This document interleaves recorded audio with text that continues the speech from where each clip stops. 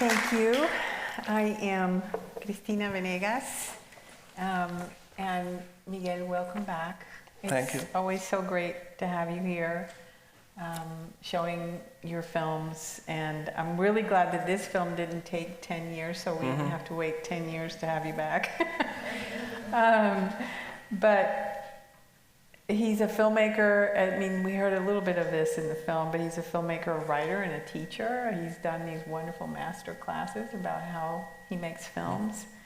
And his vision of the world has always been dystopian. And this was evident from his very, very first films in the 1990s when I first met him. And he's always worked independently and written about what this means for filmmaking. And I don't remember exactly what year you and Lynn met, but since then you've both been working independently and worked this fascinating kind of working relationship together. Do we want to say, we didn't say anything about Lynn yet. Lynn is here. And Lynn is not able to be on stage with us because of a change in visa status. And so she is here in the audience, and she will join us in the conversation throughout. Okay? But there are themes and images that recur in his films, these bleak landscapes. You get a little bit of a feeling of that, and the futuristic imagery, animated people and plastic dolls, an ominous sea is often there, and even language as this kind of audiovisual experience. And there's also this ruthless kind of mixing of styles, colors, music, and especially an aversion to realism. And you get some of the ways that people have engaged with that in this film. But talking about your recent, there's lots of, you've written novels, and Lynn has written novels, and but there's this recent book, it's kind of a hybrid book called Killing Realism, that was published, which is stunning, which combines essays, images, and photography, and it's a book that, it's like a big coffee table book, that the Cuban critic Ángel Pérez says that it's your search, that your search is for new ways to explore the world that we can no longer think about with the tool of realism.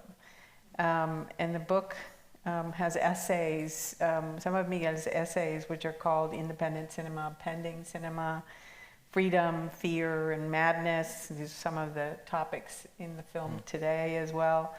And thinking through words and images takes on a whole new meaning, I think, in this film, the Chronicles of the Absurd. And so in tonight's film, like in the amazing documentary Nadie, which is referenced in the film, and we showed it here a few years back, and I think we have it somewhere, so if anybody wants to see it.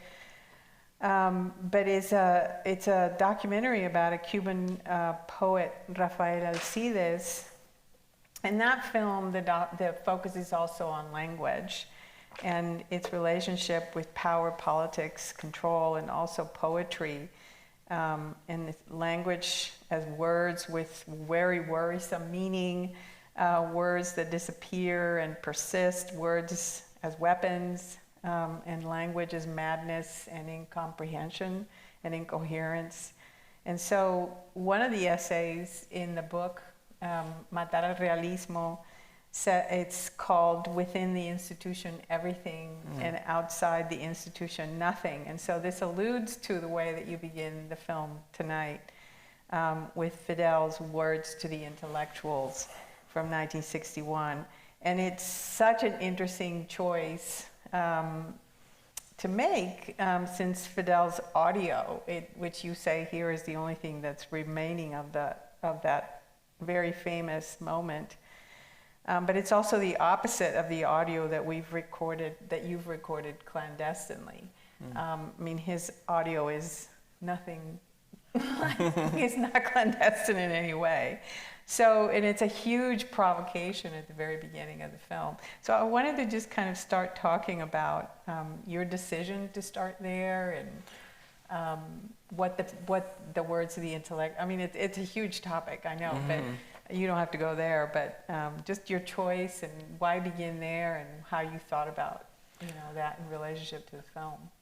Well, it happened because it was a post-thought, because in one of the final chapters of the film, the assembly meeting at ICAIC, the film industry, Luis Alberto Garcia, an actor, quotes Fidel Castro in this meeting. And this is a quote that has been going on forever. As he says, who decides what's within the revolution and outside of the revolution, or against the revolution? And so it was a way to basically set the audience in terms of what would be probably the biggest conflict throughout the film.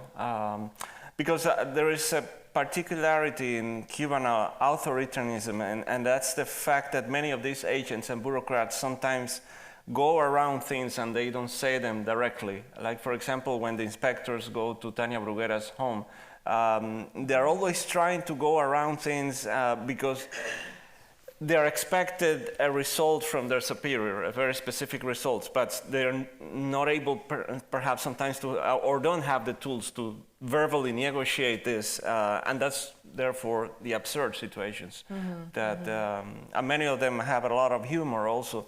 They're terrible sometimes, but it's, well, like Virgilio Piñera said, Kafka would have been a non-fiction writer or un escritor costumbrista, but that was the way I found to translate it, because costumbrista is a word that it's just hard to translate to English. But yes, it was a setup for what you were going to see as an audience watching the film. And it's a film about language, like Nadia, except that Nadia is a testimony by someone who lived through all these 65 years after 1959. And in this case, he tells a whole story as a testimony, but here there's no interviews, there's no testimony. I just wanted to tell the story with the facts in these archives, and so that people will draw their own conclusions based on these archives. Even the pictures are archival of the time periods that each episode took place, like pictures of Lynn are specific to that period as well. The only original footage that I shot was the silhouettes at the very end of the movie. Yeah. I mean, that's interesting about so in the original moment of the words to the intellectuals, they come at the end of 3 days of meetings where they're defending a film, where they're discussing censorship, essentially, that what is allowed and what is not allowed. So it's interesting to be able to come back to the Geig and not just quote the words, but it's it's like it was defending the Geig's right in 1961, and here we're in a very different set of circumstances where those words come back, and you've been banned from that. Yeah. Right. Well, I actually didn't want to go to this meeting at ICAIC because I mean, like the Ministry of Culture, which is only 1 block away from where I live, but like I always said, the president of ICAIC has never been a part of my life. It's just figures that are so alien to me that it's just, because I have always worked outside the system, they just have no meaning for me in my day-to-day life as a creator. But that's why it was interesting, because I thought it would be more interesting for Lynn to be the protagonist because she was part of ICAIC. So it will be interesting to see the arc of what happens to her once she embarks on this path. Right. So, and I want to talk about the process of making this film, which is, I think, really interesting, and the aesthetic choices you made, the weight they carry in the film.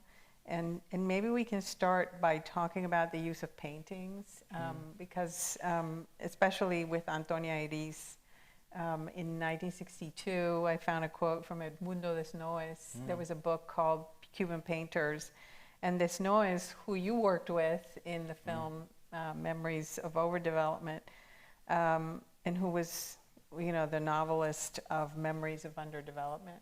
So he writes about Eiriz in 1962, and he said that her pictures have a distinct relation to the grotesque elements of our time, but he was talking about the end of he was talking about the post-war context. He was talking about the end of World War II.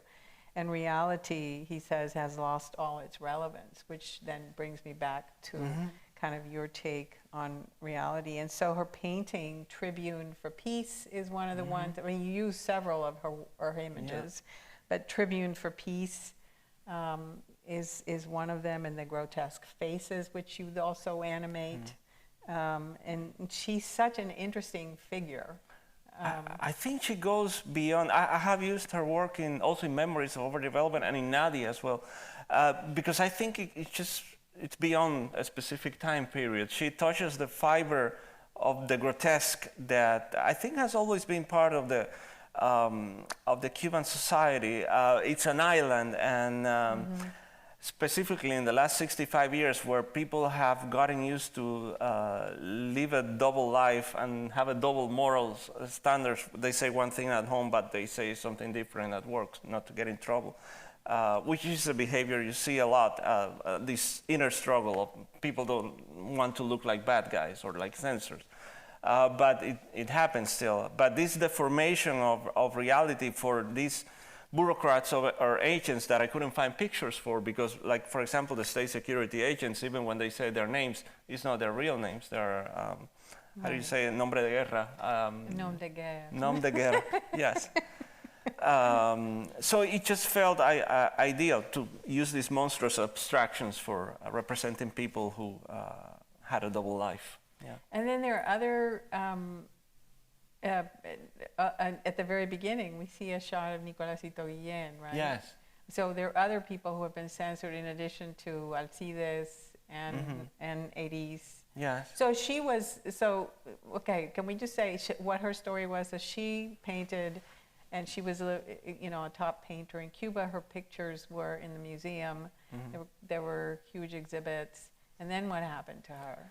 In 1968, I think it was in 68, she painted this piece for the Tribune. For a Tribune, and it was called pessimistic and nihilistic, and she was told that her paintings were harming the revolution, and she really believed that, well, if my work is harmful for the revolution, I will not paint anymore. And she basically stopped painting until she exiled in Miami in 1993. And what was really interesting is that she died shortly after. She lived 2 more years after that. But she picked up her style in the same place she left. And it was kind of incredible. And you see here paintings from the 2 time periods, and it's impossible to differentiate in terms of style. Yeah, I mean, it's an incredible story. And so Nicolás Guillén, Landrian, there's an image at the very beginning when Fidel is talking, and the words, within the revolution, everything. And Nicolás Guillén was an avant-garde filmmaker from the 1960s, and also I think it was interesting to say that this is not the first thing that is happening. We also have Gorky Aguila, who was also in trouble in more recent times, but it's just something that has been going on since those words to the intellectuals, and the ability to, perhaps the inability for people to speak out because technology perhaps wouldn't allow to do a film like this, to record clandestine. It's, I think, because I have seen so many films about testimonies. They did this to me, they arrested me, but it's not the same to see, for example, our friend Javier Caso, who recorded the interrogation. Nobody had dared to do that in Cuba. So he basically, he had seen some of the other recordings we had done, and he basically hid a cell phone under his shirt. He was asked to surrender his cell phone, so he gave his cell phone, but he had this other cell phone recording, and that's how we got that archive. But when you see it accumulated throughout the years, Lynn and I always say that this is a film we wish we didn't have to make, but it just fell upon us, because I normally I'm attracted to more visual films, but this one is about language. I wanted this black screen so that you could focus on the word, and the animation is limited enough so that it doesn't draw too much attention, but I wanted every spoken word to be represented, even if it goes by really fast. And sometimes I really had to listen carefully because the phone was hidden in a pocket or in a bag and the audio quality was not the greatest. And I didn't want to clean it up either because I think that rustling adds to the tension of the scene. So that's why the aesthetic itself, it's very blunt and there's straight cuts, and the montage is representing that tension that is within this clandestine audio recording. And so did you have, was the caso the original, like the first thing that you had recorded, or was there stuff that you had been recording prior to that, or was the caso thing just the first thing you thought about posting? Because the caso interview was posted on YouTube, and you got thousands of hits. Yeah, well, the first audio, Lynn recorded it when we were going to do the screening of Nadie, 3 blocks away, which is a gallery, private gallery. And our friend, the host of the gallery, she had already received this strange visit from this guy who tells her, careful, and then blows a kiss to her.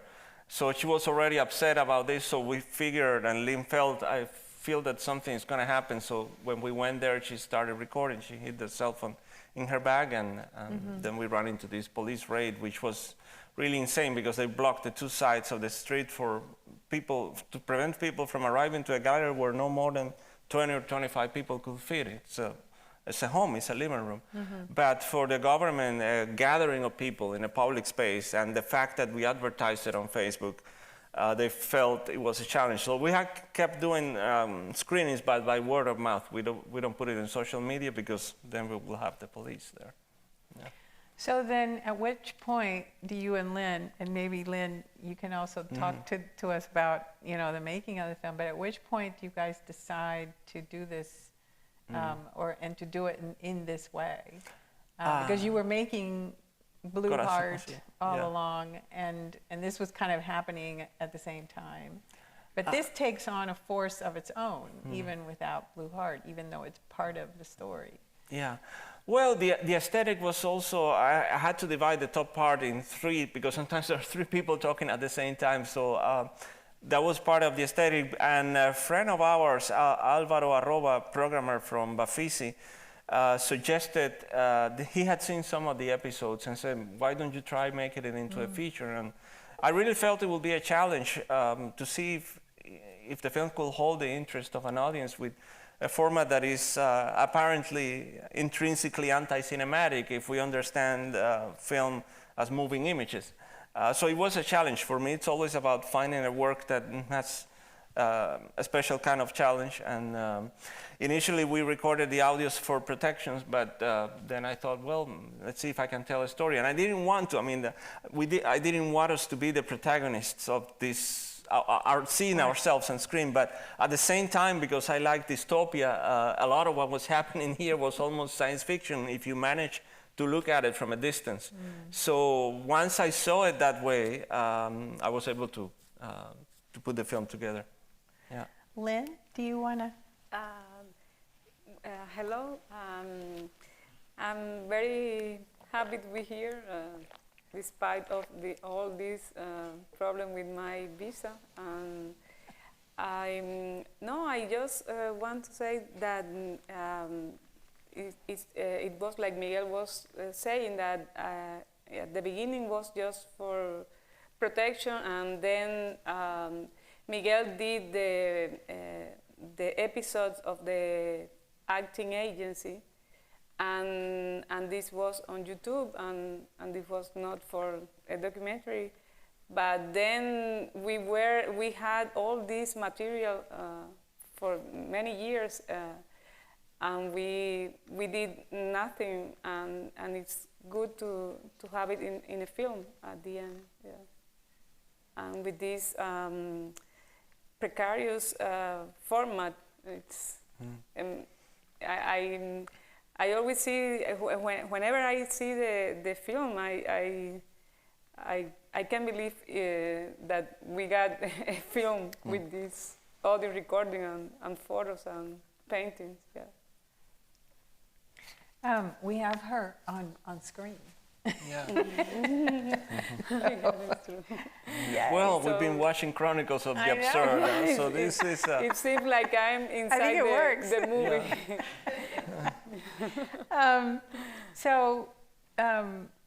There was a recent essay that of yours that was published in English in Jump Cut, which you I translated. translated, which is called Hunger for a Useless Art in Cuba. Hunger, which is, you bring up the topic. A lot of these things are mentioned in, or some of these issues are mentioned in that article, but one of the most intriguing ones to me was the way that you're engaging with some of the archivists or the dissidents, or with the whole question of dissidents within Cuba, which has been very much part of a movement. It's been, like a huge part. And so here, and what I recall from that essay is you say, I am not an activist filmmaker, right? You're making this distinction between what you're doing and what some of these other artists are doing in that independent scene. And you're not interested in that. You're interested in these kinds of films that have like a broader perspective and artistic engagement. And so your comment about, I think the comment was about the YouTube video of Gasso's video, was that suddenly you uploaded this video and then it was hugely popular. It's like you get more of a response from that than you do from your regular films. Yeah. And so you're just, I sense, right? You're trying to grapple with this reaction and how you feel about it, whatever. And so then it's in the film. Now it's part of this film. And then you've used not only that, but also all of these other clandestine audios.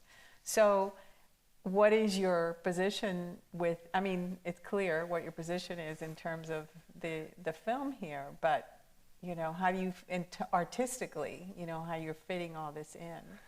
Well, it's just, I try to do it in chronological order because I think, and Lynn and I have talked about this many times in the films. It's as if the state security has written the script along with us, because they respond a lot of times to, like, for example, when Lynn gets fired from the agency and I post the video, and then they summon her again and they say she gets her job back, which is not true. I mean, she was never called for an audition again. But still, the facade was that she got her job back. But when we found out later, if you look at her records, at the agency says that she was in a so-called passive state, which means that she's living outside the country. But the thing is that not even the independent filmmakers even called her for an audition again, because independent filmmaking in Cuba is very complicated. It's not black and white. There are many different degrees of independence. Some independent filmmakers still have ties with the film industry, so they have a certain freedom, perhaps, than a completely state-funded film, but not the complete freedom of being outside the radar. And so from the moment that this happened to Lynn, and it was on YouTube, she was like blacklisted for filmmakers in Cuba. I mean, they wouldn't touch her because it was trouble. And for me, it's also a way of documenting, the making of Blue Heart in a way. It was interesting because it was it all happened during those 10 years as well. And we lost a lot of friends, people that walked away from our lives, and actors who walked away from the making of Blue Heart. And we found out when this happened to our friend Javier Caso that maybe they were intimidated perhaps one way or another in a similar manner. So it's something we had to do. I just needed to get the material out. It's not the kind of film I like to make, but I felt that there was a compromise with these archives to let them out. And it was very important to me. It's always been when I do fiction that I'm against heroic narratives. It's just not appealing to me to have good guys and bad guys. And I always try to find the contradictions. And that's why I felt the episode of the presentation of the novel complicates the political reading of the film in that sense. Because I think activism sometimes it's a trap, because if you belong to a movement, to a cause, sometimes people lose the ability for critical thinking if something wrong happens within that movement or within that cause. And that's why for me it's always been very important to be outside of any movement. I had a teacher at film school who said, if you're making a film that deals with political issues, make sure you upset all the members involved in the conflict, otherwise you end up doing propaganda for one of them. And to me, it's always about that. That's what, like for example, in Blue Heart, which is a story of an experiment that Fidel Castro does to build this so-called new man, and then it turns against him. It would have been too easy to present these mutants that have been genetically engineered as heroes, and I wasn't interested in doing that. It's just doesn't do it for me. I think drama is something else. But yes, that's what I try to put together. In documentary, it's a little harder because we just had these archives. There wasn't anything else, and I didn't want to add interviews to contextualize. I just use very brief text to contextualize each episode, and that's about it. But yeah. But I think it's really interesting, the allusion to the love story. This is not a love story, and this is not a happy ending. And so it's like you're evoking genre in some way. Yes. And you do this in in some of your other films as well. I mean, you're much more directly evoking some of the other films, right? Because you're doing science fiction films, but here it's like, you know, you're both playing with this fiction of the two. Which may or may not, and you say this, you know, and actually, because it's the conversation with the presenter of your novel, The Vertical Island, is so interesting, because that is what the argument is about, right? He's misreading the novel in these two tiny little pages of the entire book, but is completely misunderstanding the argument that you're writing fiction and that you're fictionalizing characters that have, right? And so the play that you're doing with fiction and some version of surreal reality or surreal truth here in the voice, which is unmistakable, right? The voice is so profound. And so it's a really fascinating play between... Interestingly enough, in this chapter, I used the paintings of Antonia Eiriz to represent the fictional characters in the book. Right. But when he calls the real names of who inspired these characters, then I use the real pictures of. But the Antonia's paintings in this chapter take on a different use as opposed to the rest of the film. In that sense, like for example, when he describes the narrator, which could be myself, even though it's a fictional narrator, I use this monster as well to represent me, because it's interesting that for a lot of people that will be supporters or part of this movement, they could probably see me as a bad guy, which is perfectly fine as well, and that complicates the narrative of the film. Right. Yeah. So it's an interesting parallel with the novel, but so there are so many different moments of censorship in this film. Some that are way off screen and in the past, like PM, evoked by the words to the intellectuals, and then canceling Lynn's contract, cutting the electricity for Gorky, the harassment by people who know you, closing streets so you can't get to the performers, not allowing you to film, and attacking your novels, confiscating crowdfunding. So there are just layers and layers of repression from all sides. And interestingly, you also insert like this tiny little moment where you're quoting memories of underdevelopment. Yeah. Which is that little black and white moment where Sergio says, they all have very dark, I forgot what the line is now. I have seen too much to be innocent, and they have too much darkness, to be guilty. To be guilty, yeah. So, I mean, and you evoke memory. I mean, not only do you evoke in memories of overdevelopment, obviously it's even more connected, but you evoked him this film before, and I think you have an interesting relationship between the earlier films that earlier period and Yeah. your contemporary reality, and it's, I mean, because not everybody has that connection that you do. I just feel that, I mean, the films that really have an impact in me when I was a teenager that I discovered, I was watching Japanese animation during my childhood for a long time, and the Cinematheque was about 5 blocks away from home. So when I started watching international films and I discovered memories of underdevelopment and Cuban films in the 60s, that's the decade, the 60s and the 70s. Those are films from that era really marked me in ways that later on in Cuban cinema, it just didn't have the same impact on me. And the theory of imperfect cinema, which was written by Julio Garcia Espinosa, was very important for me to follow, because I always said if you're going to make an independent film, it's not just the fact that you finance it from your pocket. It has to be independent in form and content. And that should be the true spirit of independent film. And you shouldn't be concerned about whether it becoming mainstream or whether it will get distribution. You just have a certain freedom that you should really explore, even if you take years to complete a film, because the idea is to have the same freedom as a writer to really utilize the medium as much as you possibly can. So yes, imperfect cinema means these fragmented narratives for me were not necessarily, you can allude to the illusion of chaos, but beneath that you have a structure, of course.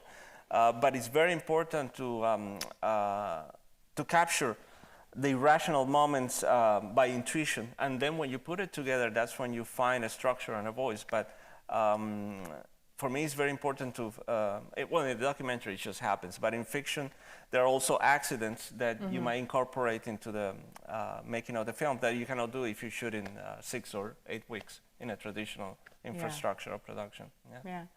And I wonder if we could talk a little bit about, Lynn, if we can talk a little bit about the whole sequence with your dad, and if that's okay.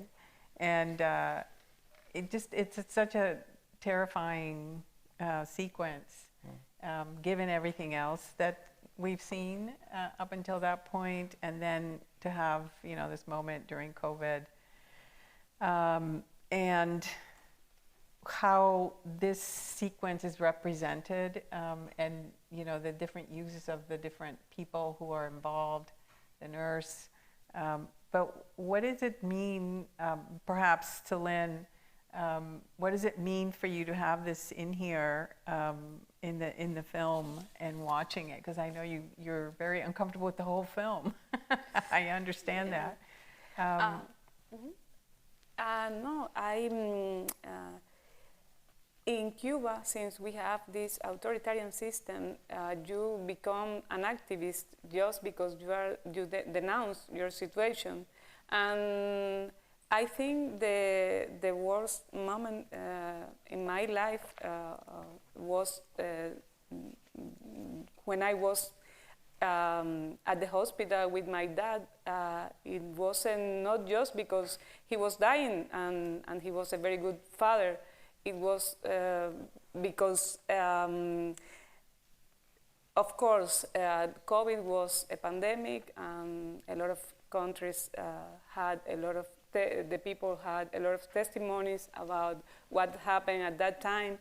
But the particularity in Cuba was that this was in 2021, and everybody knew at that time what was COVID and what the doctors and nurses had to do to deal with. And in Cuba was more about negligences than, for example, they have no medicine and still they kept this protocol a year later. And since the beginning, I knew that this was wrong, and I was fighting with the doctor because it was, I couldn't understand at that time that the protocol was the same, even when they have nothing there. And I had to go back to my house with my mom and Miguel, and because they said that my father had to be there, and and we had to look for more medicines because he needs furosemida. It's in Spanish. I don't know the word in English. And then all this is in the film.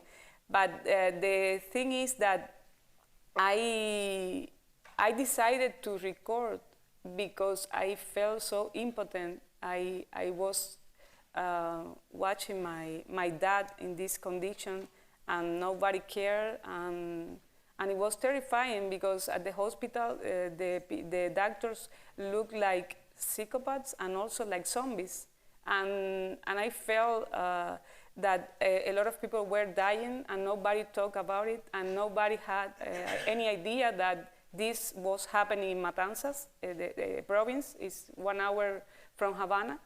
And I was desperate, and I was denouncing on my Facebook, and this was what they increased the surveillance inside the ward. Sala se dice ward, no? Ward. The ward, ward. yeah, the hospital. And I haven't nothing because I decided to talk just about my father, and the only thing I could do was record. And I lost a lot of materials because the cell phone, since I had to spend a lot of time, the cell phone was, ¿cómo se dice? Hibernando. Hibernating. Exactly. And what it was the most important thing in the film, that Miguel found this podcast to this doctor, Juniel, because probably when I made my theater play with the same name of this word, the government decided to do a podcast to the doctor, because this podcast was later, 1 year later, of my father's death. And yeah, I think Miguel can talk more about it, because he was doing a very was doing a searching on internet because we couldn't find the doctor. Even on Facebook or Instagram, he hasn't a website, Right. nothing. Yeah. Yeah. Wow. So I think we can take questions. We have, okay, so the podcast, so you found the podcast and that's how you were able to include it. It was on YouTube. It even had the music by Silvio Rodriguez as part of the podcast. So Silvio is a really interesting figure. Yes. He's one of the sort of consecrated performers of the 60s, the folk music, and he's still he's a huge star. He's a huge star. And so what does it mean for them to use Silvio?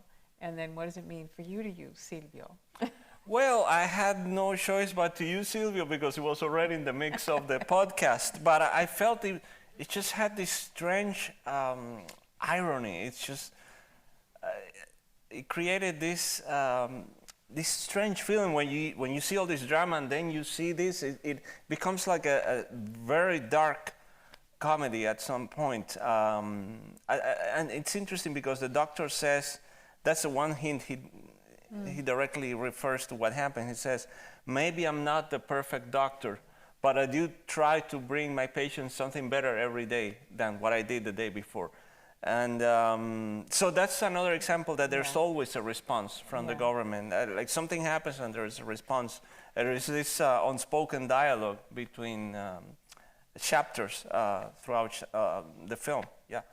And Silvio there, it's being used in so many official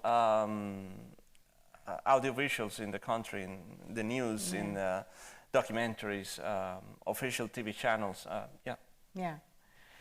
So we have time for questions from the audience. There's so many things I could ask, but I want to share, Miguel and Lynn, for those of you who have questions.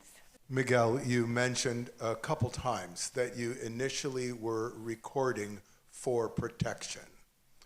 It's a double question. Is that something commonly done because of the nature of misrepresentation and representation, and therefore, would a person from Cuba watching the film, because the whole idea of surreptitious recording has a certain cachet here, California in particular, that would be completely, other people will, of course, you're recording everything because we all do that. I didn't understand contextually how would that be read by your preferred audience. Well, yeah, it's interesting because in Cuba, of course, legally you're not allowed to do that, but because we were completely outside the law, it was the only reference we had. Like, for example, if we take out a camera, the police will take it away. Or people will behave differently and won't tell you things they say in this context. Because of all these double standards and these double morals, a lot of people who are not specifically working for the state security, but at the same time are collaborating with them, they don't want to be perceived as bad guys. So there's always this inner struggle because they don't want to be perceived as a snitch. So yes, these recordings, it was just the only way to have a witness. So the phone became a witness also because at that time, also, it's the first, Lynn was the first one to have a smartphone. Otherwise, we would have not been able to do this. So technology allowed this to happen as well. Yeah. Yeah, there was a film from de la chica que va a ver a su papá. ¿Cómo es que se llama? It was a film made by a student at the school. It's going. Susana Barriga. Susana Barriga's La film, Ilusión. La Ilusión, yeah, where similar kind of thing. She goes to see her father in London, and she hasn't seen him in decades. He abandoned the country, he abandoned the family, and she goes to see him, but she's recording him. But it's actually not just audio, right? She has a camera, and it's a hidden camera. But what she records is so disturbing because he doesn't know he's being recorded, but she records essentially his paranoia, is why she's there, who she is, what's her purpose, what's this, and then she makes a short film where you really never see much of anything. You see the street. I mean, it's all video, but I think there was a lot of debate, right, around. The issue of recording, and I forget the year that film was made, but it was in the early 2000s. 2008 or 9, something like that. Well, there are some episodes in this film that, for example, when Lynn is recording the inspectors, they see that she's recording, because in this case, it was visible. She was holding the phone to them when they go to Tania Bruguera's apartment. And the presentation of the novel was a public event at the same time. There was actually a video, but it wasn't good quality. But we used an audio, so we were closer to the event, and had better quality. And well, Fidel Castro's speech also was recorded, as you said, officially. And the stuff at the ICAIC which is very painful to watch. Which one? The recording at the ICAIC. Oh yes, well that's when the true conflict of the film of recording and not recording video reaches its climax. Yes, because it's an irony. We are filmmakers and yet we are not able to film a filmmakers meeting. So yes, that's why I felt it was the climax of the film, and it just happened. That was the most dramatic event we had in all these recordings, and it wrapped up the narrative of the film by him addressing the principal issue, which is to archive this or not, to be able to archive it visibly. Yeah. But then he's removed. He was removed because of the scandal, but he was replaced by someone that everybody thinks is worse. Yeah. So that's why I didn't want to go to the meeting. Actually, a former colleague of Lynn invited her and me to the meeting, and I said, I'm not going because I think it's a waste of time. But then I decided to go to the last minute, and I'm glad I did, because at least we got this And I got really upset because for a third time, he told me not to do it. And that's when, interestingly, there was a woman talking about memories of overdevelopment and Corazón Azul. And that's when he gets upset for the third time and decides to tell me to stop. But you could see, and that was perhaps the most disturbing part, is that when this woman, who's a television director, says, nobody's going to take away my optimism, we should not be concerned with specific projects, hinting at our projects, and all this can be resolved, and everybody starts applauding him, or a large majority of the filmmakers that were there, and we were completely shocked. But sadly, that's what happened, Yeah. Thank you so much for coming, and thank you, Lynn, for coming. I love this film so much. I just wanted you to tell us a little bit about the distribution of the film and where you've been able to show it and how you've been able to get it distributed. I'm sure that's a challenging piece of what you guys do. I really thought it would be something that would be for anthropologists, or it wouldn't really. But when it was selected for premiere at IDFA in Amsterdam, which is one of the largest documentary film festivals in the world, and it won the award for best film at the Envision competition, I was really surprised because, like I said, I didn't think it would be a film that would be interesting beyond a very specific circle of people who do research on how things work in Cuba behind closed doors.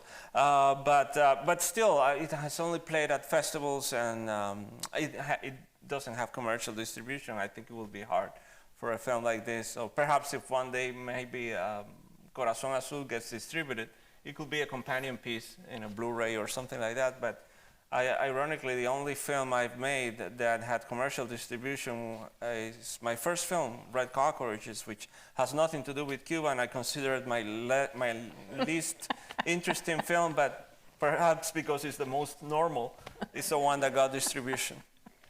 That's the way it happens. It's your low-budget Blade Runner. No, but in Latin, Thank you. No, but in Latin America, the film, because for too many people, this film can be counter-revolutionary. And for inside Cuba, of course, the government, we don't exist with this film either.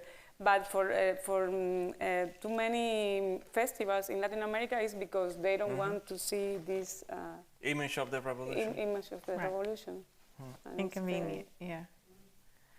But I mean, so you have been able to show the film in Europe, in Latin America, and Argentina. In Bafisi In Argentina, which is an important festival. You've shown it in different universities. And in Egypt also. And in Egypt, that's right, the Cairo Festival. Ismailia Film Festival, which is a documentary festival.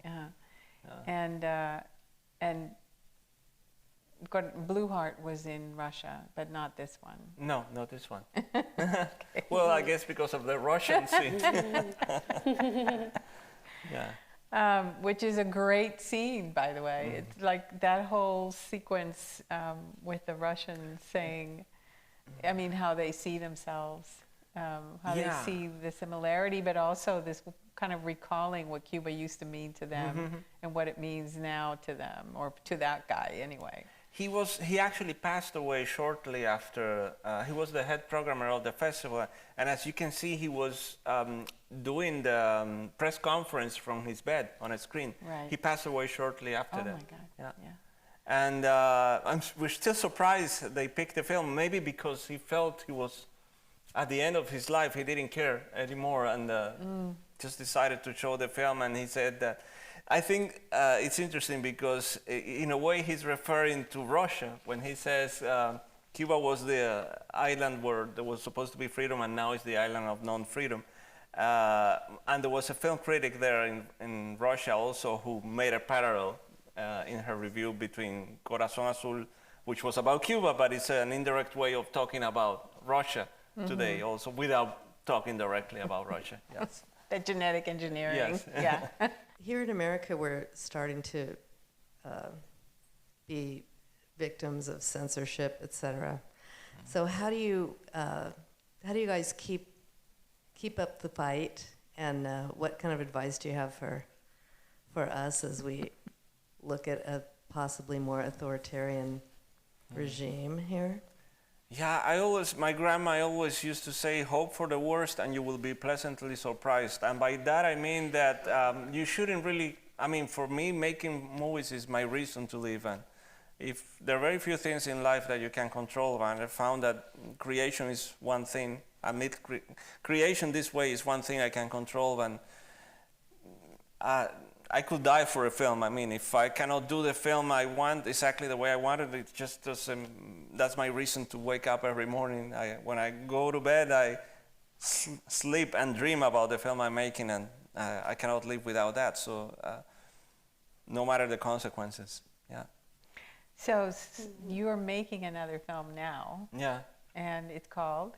Well, it doesn't really have a title yet, but yeah. And how far along are you? Oh, we have only shot the first 3 minutes. Yes. So, and I think the other thing is that in Cuba, you have at your house, at your apartment, you have screenings with people who come over, and I don't know how many people you can fit, but you've been doing this now for quite a while with the films, with Nadie, with Every Sunday, yeah, 2 or 3 p.m. depending. We show it, for groups of 10, 15 people, 20 maximum. We don't advertise it because we get the police raid if we do. So, and of course, I think the government knows we are doing it, but because we don't put it on the web, they don't see it as a challenge also, direct challenge. And there's a very famous, because you've made reference to this somewhere in an interview, but there's a very famous and very well-known system of distribution in Cuba called the paquete, which means it's this packet of material of several hard drive. Pirated movies. Pirated movies on several gigabytes of storage, and it's a perfectly run business. Everybody has it. Everybody uses it. It works. But they wouldn't include anything like this. Yes. Yes, because they don't want to jeopardize the business. So the only film they included at that time was Memories of Overdevelopment. But I'm sure they wouldn't include it today. Right. Yeah. So thank you. You're welcome. Thank you. Lynn, do you want to say anything else? No, yeah. It's really, I know it's always a hard trip, a lot of stops. So we're very, very grateful that you always come back, and we want to have you come back for the next film. I feel like we, at the very least, have Miguel Coyula and Lynn Cruz spaced. And thank you very much, and for this beautiful, amazing, moving film. Thank you.